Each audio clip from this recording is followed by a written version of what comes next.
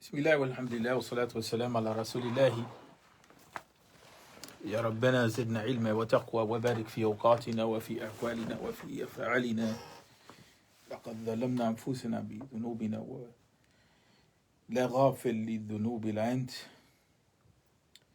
فافتح لنا يا مولانا أبواب الرحمة وأبواب العلم، وأنزل من عندك السكينة والمغفرة والتوفيق بين القول والعمل، وسهل علينا العبادة المقبولة الصحيحة.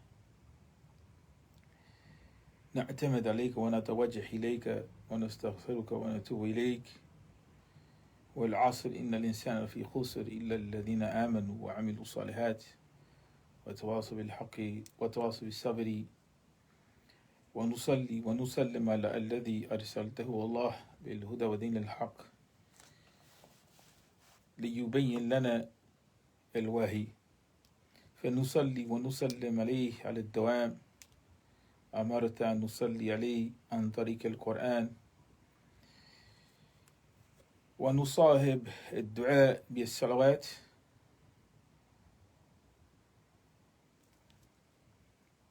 أما بعد, so we wanted to point out a few things with regard to this crisis situation, because that's indeed what we're in. I wanted to say firstly that what we're beginning to see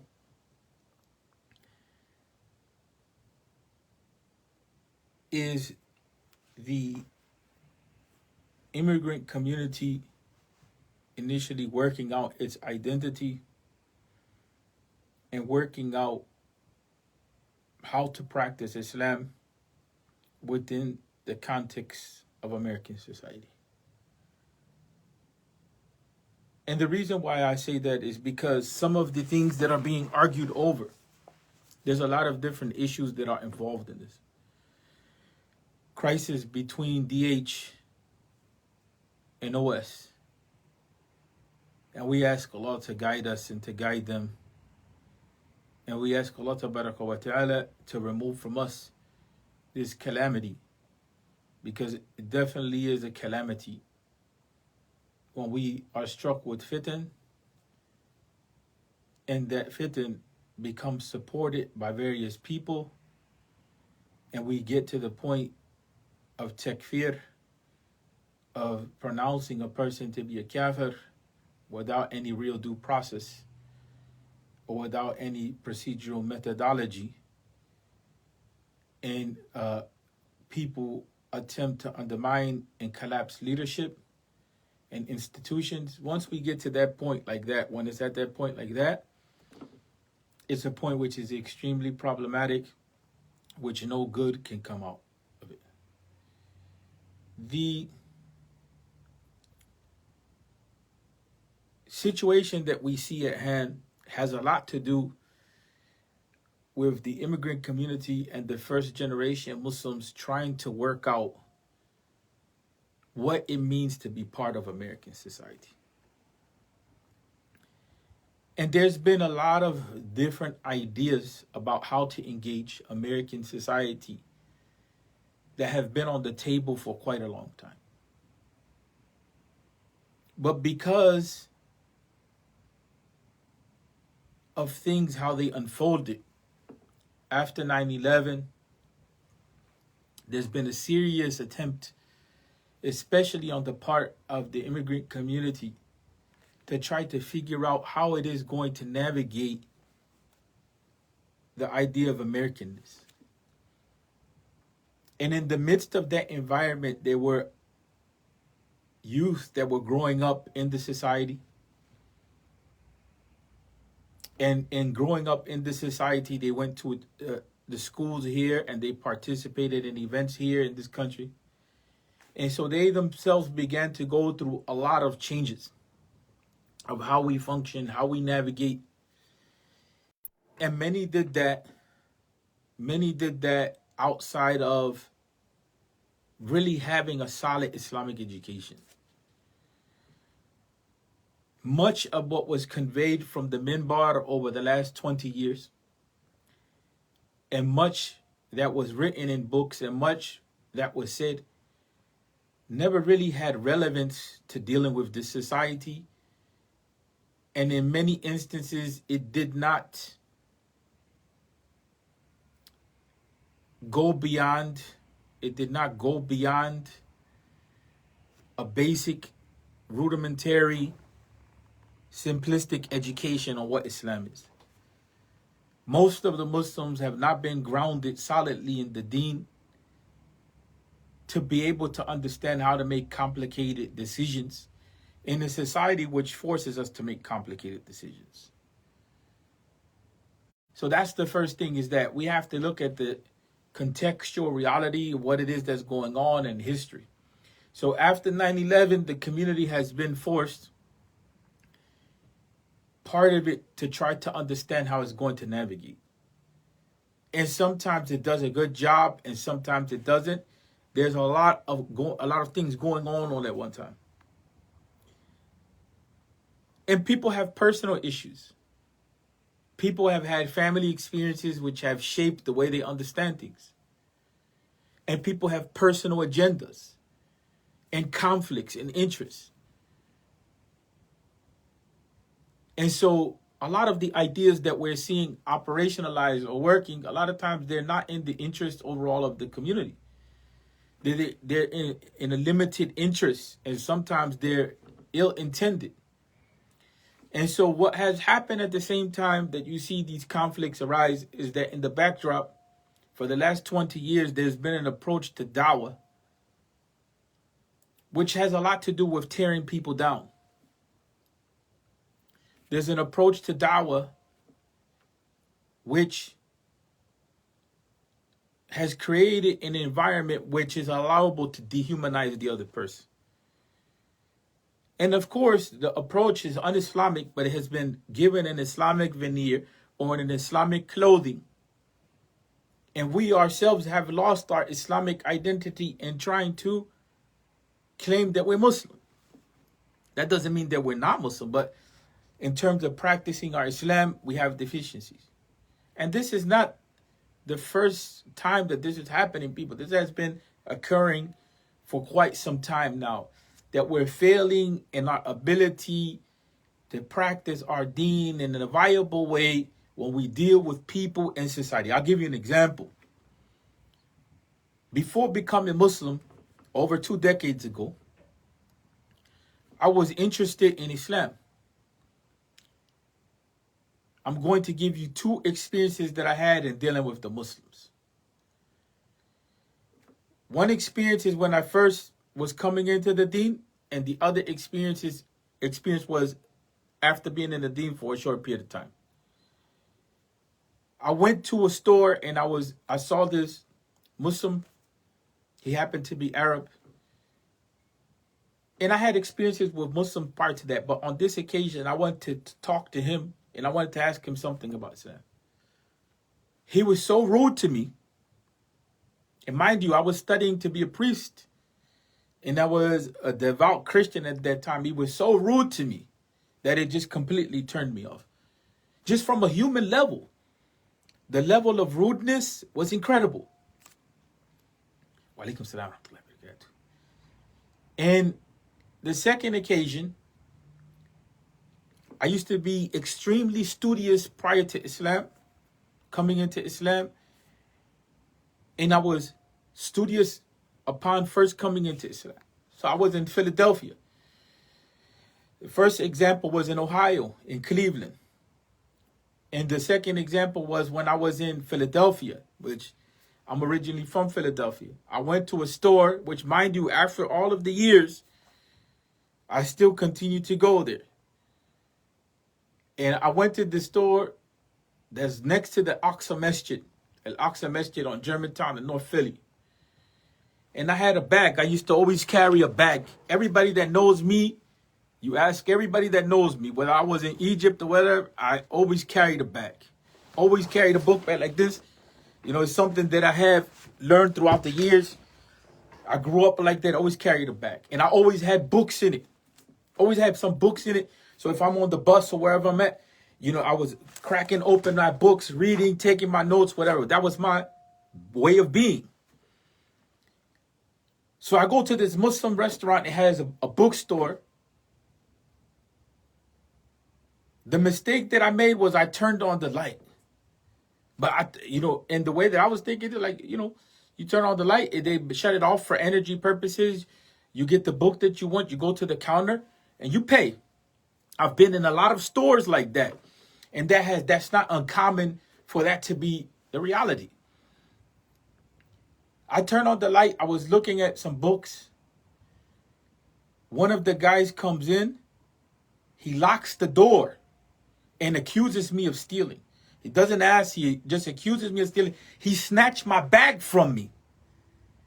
Poured out all my books onto the floor. And then afterwards, he didn't have anything to say except just like, no, you're just not another nigga from the street. Because that's the idea. That's the idea that's there. You understand what I'm saying? You're just another dirty Puerto Rican from North Philly. That's the idea. That's how the Muslims interact with people. Now, mind you, I still went to that masjid throughout the years. And it gets me pissed off because this is the type of dawah that we do. And so that is the mentality that many have had. The kuffar, the this, the that. Never has it really been an approach to understanding how to deal with people and how to service them. So this is where the dawah is at, in the backdrop of this concept that the Muslims have had, is that we don't want to be in this society, but we're forced to be here. Grudge against being in the society that they're forced to be in. And in the midst of that, the dawah has been nothing but back and forth, and never knowing how to deal with people properly.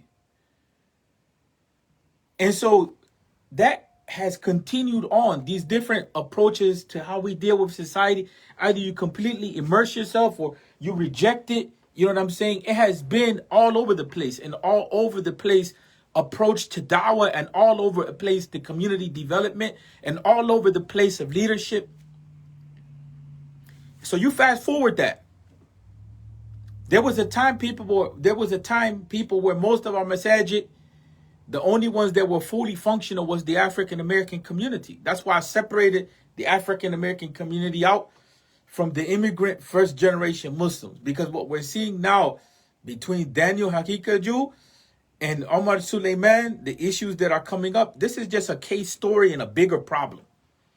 This is the problem of the immigrant community and the first generation Muslims trying to figure out who they are and how to function. With no scholarship, no principles, no experience, because you also have the fanatical type of scholar type of mentality, which has no engagement with the community, no understanding of what's going on with the youth, no social problems, experience. And they're talking about Islam and it's not related to life. And I've been in this for a long time. Not that I count by myself as an individual, but I'm telling you, it's a problem which has existed for a very long time. I had a conference with an Imam from Yemen and an Imam from Egypt about a case on marriage one time. And when I brought up the details of what was going on in that relationship, they're like, no, a Muslim can never do this. And I'm not saying that in mockery. I'm saying I'm in that way for mocking. I'm saying that to emphasize, because it's a bubble life. It's a bubble life. It's like you don't understand the community, but you're in a leadership position, and then you want to talk about what Muslims should do or where Muslims are at. It's just like recent times when I brought up a situation that was brought to my attention and I tried to address it on the East Coast or in the New York area, when I brought up the whole issue of women, young girls being forced into marriage within the Yemeni community, and how that's creating young girls to leave their homes or they're shipped off. Forced marriages and the problems that it's creating, leading even to suicidal tendencies, to leaving the deen, to all kinds of problems. When it was brought to leadership, they're like, no. How do you know that?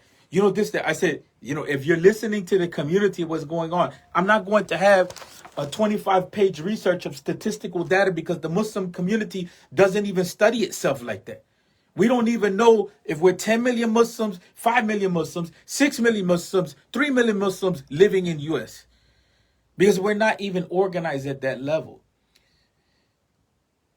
So we live in a bubble world. We don't understand each other's issues.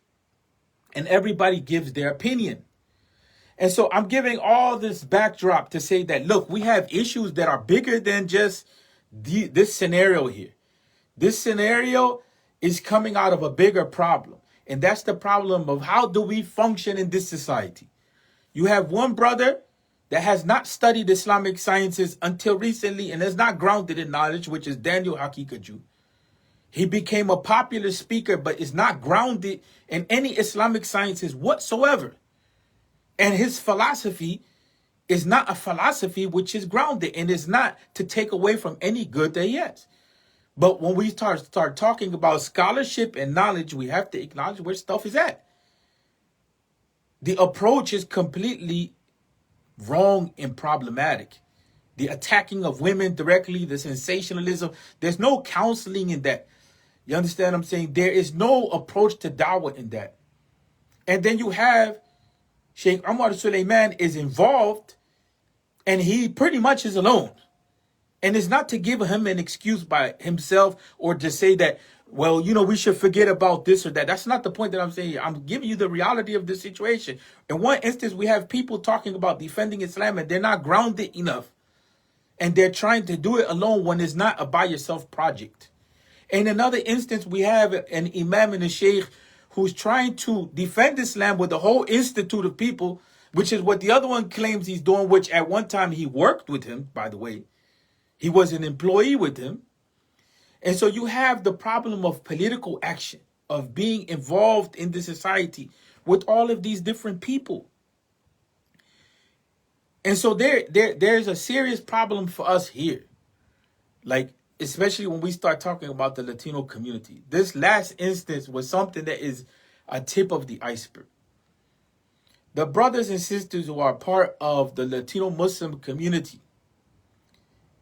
they have families that are non-Muslim. They have families that are LGBT. They have families that are Christian. They have families that are sympathetic to the Muslim community. They have families that are being arrested by ICE. They have families that vary. And so the problem of the situation that occurred was that it is very offensive.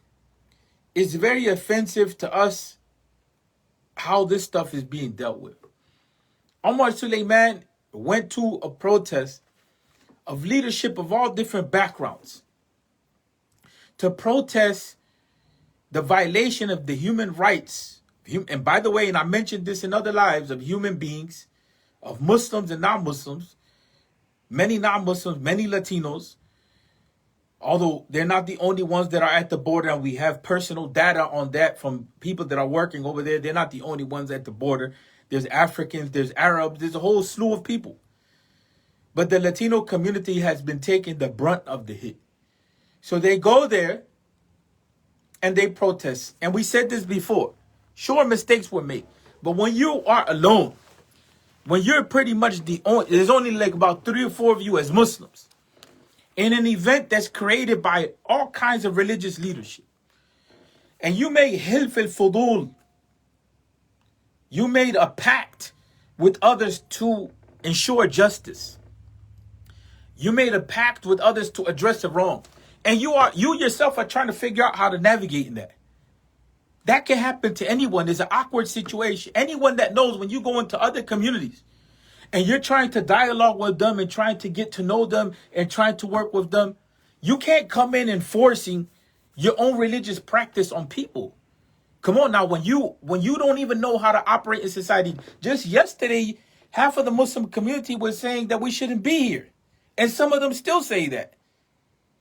So from the Latino perspective, because that's the issue that directly involves the Latino community, we can't accept the type of nonsense that comes from you all Muslims trying to say that you represent Islam when you're talking about dealing with people that are under pressure and in situations that their lives are being taken from them and their freedom is being taken from them. And the recent report is that some of those women hysterectomies, meaning their uteruses, were cut out. So it was noble that Imam Omar Suleiman and others went and they joined to speak out against the injustice on human beings, and it's specific with the Latino community in that regard. But it wasn't only the Latino community, it's many others. When you're by yourself engaging in that type of work, it's only natural that all of these things are going to be brought at you, and you on the spot are going to be trying to figure it out. How do I deal with this situation? How do I deal with this situation, that situation? And it's not an excuse for anyone. I'm telling you the reality of this situation, that is not something so easily resolved.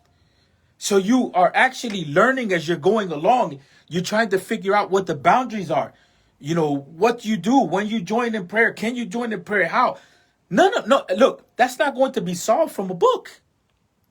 You're not going to solve that by talking from a book, because you have to learn how you're going to operate with people and what are the actual boundaries. We ourselves have to do that all the time as converts. We ourselves have to deal with our relatives that may be trans, they may be gay. We have to deal with our relatives that may be Jehovah's Witnesses. Some of them may practice magic. You understand what I'm saying? Some of them may be devout Christians. We can't, we have to learn how to navigate that reality. We don't have that. I'm not going to say luxury, but I'm going to say that bubble world of we just cut people off. We don't have to deal with those people and then dehumanize them. That's not our approach to religion. That wasn't my approach to religion when I was a Christian, and that's not going to be my approach to religion as a Muslim. So definitely the Muslim community has a serious crisis on how you are going to deal with, and I say you because this is a situation which we're dealing with on a regular basis. But those of you who have migrated here are first generation Muslims with no real ties into the society, no non-Muslim relatives. All you do is just go to work, and then you go to your religious space, or you're just in your online world in a bubble life where you don't have to deal with anybody's issues. You're not in social work. You're not in counseling. You're not in any sort of welfare work, or you're not in any work where you have to deal with people that are not like you. You cannot give us answers on how to deal with this situation. You can talk, you can give some side advice, but you don't know how to deal with people. You understand what I'm saying? And I mentioned this advice over and over again. I get tired of hearing y'all talk about how prohibited LGBT is. None of us are debating that issue at all. Maybe with the exception of a few that are trying to figure that stuff out. But when you start talking about how are you going to deal with human beings that are struggling, you're not dealing with the suicidal person that's struggling with that issue, whether Muslim or not Muslim. And you haven't created a safe space for people to talk about what they're going through. And you're confusing issues because you don't want to deal with the fact that in 2020, everything has flipped on you. You're in an environment which you don't have any control of how things operate. So you have to figure that out within yourself. The first thing is a knowledge crisis, that you have to learn how to become educated in how to function in the world. Because we have a community breakdown. Those are the first two things. We have a serious community breakdown, even in the religious communities. And so that's not going to be solved by hatred and pushing people away. And it's not going to be solved by just accepting the behavior of everyone like there's nothing wrong. It's work to be in that mix of trying to navigate and show people love, but also at the same time give people a space where they can understand what guidance is. But we ourselves have to understand what guidance is and learn in terms of dealing with people. You can't deal with youth that are struggling with mental health issues and sexuality issues, and you just condemn them and put them away. They're youth. They deserve your compassion. And how you're going to deal with adults is you don't know what that adult situation is. You don't know how that adult got there. And so if you don't know how to deal with adults as well, and your only response is just condemnation, and that's it, that's a problem. Because I bring this up because one of the hype points that Daniel Haqiqatjou keeps mentioning is the problem of LGBT. And that's one issue. The other issues are different issues, but that's one issue he keeps hyping on. And I keep telling you that, that is not going to be an approach which we're going to deal with people with. We all know what's clear. We all know what's clear in Islam. And I keep challenging you people to this reality. If you haven't had a youth that comes to you that's been raped and now is a practicing lesbian, which I had that case, and you haven't gone through the experience of going through the difficulty of yourself, within yourself, of how you navigate that and how to show compassion to a person that's suicidal and a person that is being bullied, I don't know what to tell you. You understand what I'm saying? I don't know what to tell you. It just shows that you're limited in what you can do. Don't step into a realm and talk on issues that you don't have to deal with. If you're not a parent that has a child that is homosexual, you understand what I'm saying? And you have to figure out how to love that child, or a cousin that's homosexual, which that's what we have to deal with. That's the reality that we're dealing with. We're dealing with all of those issues. We don't have a choice to just abandon our family members. We don't have a choice to just abandon people in suffering that it's a life or death critical situation. So we have to learn how to navigate with them while staying committed to our own principles. And that's what we do. That's what we do. But alienation of people is not allowable. We can't alienate people because they're struggling with issues, because they have issues that we don't like. And I mentioned this before on a number of occasions. It's the same thing with the person that's using drugs. It's the same thing with the person that's struggling in their salah. It's a number of different issues. Same thing with women that are divorced. In the Muslim community, this is not Islam. Islam is one thing, and that's why we're bringing it as a corrective. We alienate people that are what? People that are divorced. We alienate people that are struggling with drug issues. We alienate people that don't deal with what we want. We even alienate women. And so, for instance, you have all this cultural baggage and cultural stuff that comes in. But when it comes to really applying Islam, when we start to open up the principles of Islam and put them there for the people, I'm talking about from knowledge basis. I'm not talking about from what we invent. You know what I'm saying? When we start to present them, the beginning of what we begin to see is that people are saying it's a liberal agenda. Is this type of agenda? Is that type of agenda? People are suffering and breaking down. We keep mentioning that. You understand what I'm saying? It's just like one case was brought to me in the masjid by a doctor. He comes to me, hysterical, anxious. There's a sister in the hospital. Her husband beat her. Can we just pronounce that to be a divorce? I said, hold on a second. Wait a second. Like, this is a divorce. Wait a second. The domestic violence issue is serious, it's bad. But what is the case? What is the scenario? They're from Afghanistan. Yeah, they're from Afghanistan. Have you ever thought that they have war trauma?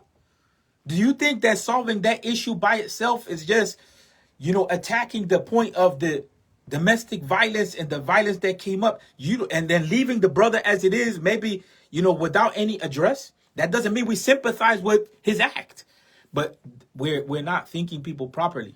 And the same doctor, when I was in the masjid with him and we were dealing with the Somali community, and I was giving a class to the youth, nobody told me that I had a young boy in the class that was mute. I had to ask what's going on with the young boy.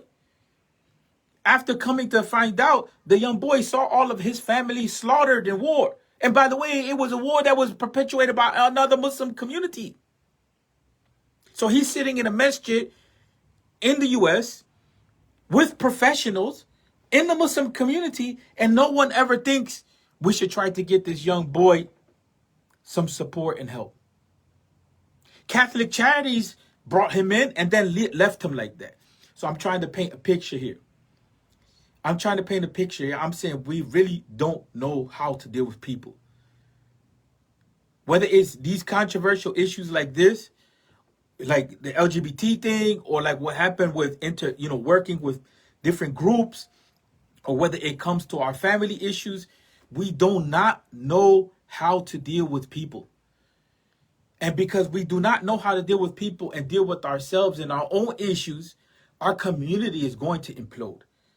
We can't alienate people. We have, the prophets, They never alienated people. They tried to bring them in. How many times did people come to the Prophet Muhammad sallallahu alaihi wasallam and tell the Prophet alayhi salatu wasalam, I performed this sin, I performed adultery, or I had sex with my wife during the time of Ramadan when I was supposed to, and the Prophet sallallahu alaihi wasallam just pushed the person away. Why? Because the Prophet knew that there was a punishment for that action. So the Prophet sallallahu alaihi wasallam pushed the person away to give them a chance to develop themselves. And many times the Prophet sallallahu alaihi wasallam, a person will make a mistake in a particular action, and he just didn't come and boss them and go fix that. The action is wrong. He will give them the chance and come back and educate them. The story of the man that goes and straight out urinates in the masjid. The Sahaba, they want to enforce. His companions, they want to enforce the law on him. The Prophet, he calmed down that group, and he made sure that he was able to correct the problem with this particular individual. We have an issue, and it's not an adab issue. This is not an issue of adab. It's an issue of dehumanization. We're dehumanizing each other in the name of religion, and we're thinking that we're safeguarding religion, and it's really alienating people. The conception of others. What is our conception of other human beings? Some of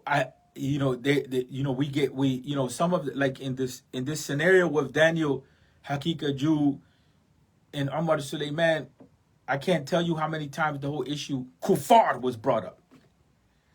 It's like, but it's not like kuffar from the angle of that person doesn't believe. It's from the angle of dehumanization. So how are we going to operate? That doesn't mean that there's no concept of kufr or disbelief. But how are we going to deal with people if that's the approach and the attitude that we have towards other human beings? What I thought that the Prophet Muhammad sallallahu alaihi wasallam, by Quranic justification, by Quranic description, was interpreted or given the name as rahmatan lil alameen, as a mercy to humanity. If Allah described the Prophet Muhammad in that way, explain to me that how all of this is, this treatment of human beings that we're seeing come from Muslims, whether the way that they're acting with other Muslims or the way that they're acting with non-Muslims, explain to me how this is representative of a prophetic da'wah. I'm trying to still figure that out after being a Muslim for decades. And to be honest with you, it's something that is extremely taxing. Because people are suicidal. People feel alone. People feel alienated. They're drained. We have to regain a conception of other human beings and how to deal with them. The rights of people. People have rights. Whether they're Muslim or not Muslim, people have rights. And like I mentioned before, if you violate the rights of Allah wa ta'ala, you can gain forgiveness. But there's no forgiveness for the violation of human rights. You have to make amends. That's Islam. You can't bring a twisted idea. You can't bring another interpretation. There's haqqullah wa haqqul ibad. You may violate the rights of Allah or fall into a mistake with Allah. And you can make tawbah, you can repent. And you can find forgiveness from Allah. And you can make amends. But if you violate the rights of human beings, your concept of just saying sorry, or your concept of thinking that it's not weighty, is a concept which is mistaken. Islam teaches us that when you violate the rights of human beings, you have to correct the situation. If you slander someone, you're accountable for that slander. And it's not just a spiritual accounting, right? Even in this system that we live in, there's concepts such as libel, right? Where you defame a person, where you can be sued for that. Also, Islamically, you can be taken into account. If you have slandered a person, your witness and your testimony, becomes a problematic situation for us, whether we can count on you or not. So, people have rights. When you make takfir on a person, when you call the person a kafir, that's a Muslim, that's a leader in the community. You understand what I'm saying? or not a leader in the community, any Muslim, you know, when you do that, and you do that without proof and procedure and no benefit of the doubt or anything like that, then we label you from the people of bid'ah. Because if you're going to come and talk to a person and talk about a person and say that they're a kafir without any procedural methodology, without taking things in a scholarly way. And the scholarly way is not that you present an image here and there and you give a story. That's not scholarship. You have to investigate speech and action and utilize principles, you know what I'm saying, and see where there's problems at and where there's issues. That is scholarship. We have challenging problems in dawah overall. And so we're in between trying to safeguard our community and its values and understanding how to navigate in the complexity of the world that we live in. But being in a bubble reality, we're not going to be able to deal with that. And the best expression of this tension that we have is what came out with the show Cuties recently. And what came out with the situation with Netflix recently. It showed the contradictions in our community. Cuties, the subject matter of sexuality and youth, you have these values which prohibit certain things, and you have values which just allow anything. That theme is worthy to be discussed, especially with our youth, of how do you safeguard yourself and preserve your values as a Muslim. The Christians had to go through that. And then how do you deal with the fact that all your friends or your school people or what's on TV is just all loose and it goes against, but using youth to make a movie about it, and you're letting them live that out, that's a problem. But the theme itself is a worthy theme. Now, on the other side, look at the conflict. Then that showed up on Netflix. Look at the other issue. The political leader of Saudi Arabia made a deal with Netflix to allow LGBT programming to come through. But any programming that criticizes political project was rejected. You see where the Muslims are at? You see where the Muslims are at? You see these situations that we're in? And so, for instance, in the context of the Hijaz, specifically in Saudi Arabia, specifically even in Mecca, Medina, and all that, LGBT content is not necessarily disallowed, being streamlined through Netflix. Just like the top porn search in Saudi Arabia is gay porn. Nobody talks about that. There's data to prove that. You know what I'm saying? But when it comes to critiquing the political leadership or the policies, then that's prohibited. And if you talk about it, it's prohibited too. From this corner of some of our religious brethren. So we have problems in dawah overall. And I would say this to people, let's take this away from personalities. Let's take it away from this group and that group, and let's take it away from this person, that person, and let's end this live with this. We really have a problem with how it is that we're going to address living in the world. And that problem of how we're going to live in the world, it needs scholarship on multiple levels, and it needs commitment from all of us. It's not going to be solved solely with just quoting an ayat of the Quran or Hadith. Because there's some situations that need a deeper approach from the angle of we have to see how the ayat of the Quran and the Hadith give us principles. Like they give us principles to study history. They give us principles to study psychology. They give us principles to study sociology. They give us principles to study just government. They give us principles in how to deal with people that we disagree with. They give us principles in how to preserve ourselves and our values. And so those principles are what we need to become familiar with rather than a piecemeal understanding of Quran and Sunnah. And we need to have an interdisciplinary approach to how it is that we're dealing with dawah. In other words, me alone by myself, there's only so much I can accomplish. But if I have on my team, a solid, well-grounded mufti, along with a solid, well-grounded counselor, along with a solid, a statistician and researcher, along with a person that understands politics and is on the ground, along with a social worker, if I have a team or a cadre of people that I'm part of, and we can respect each other and work together, we can do some damage, so to speak. We can really get things done.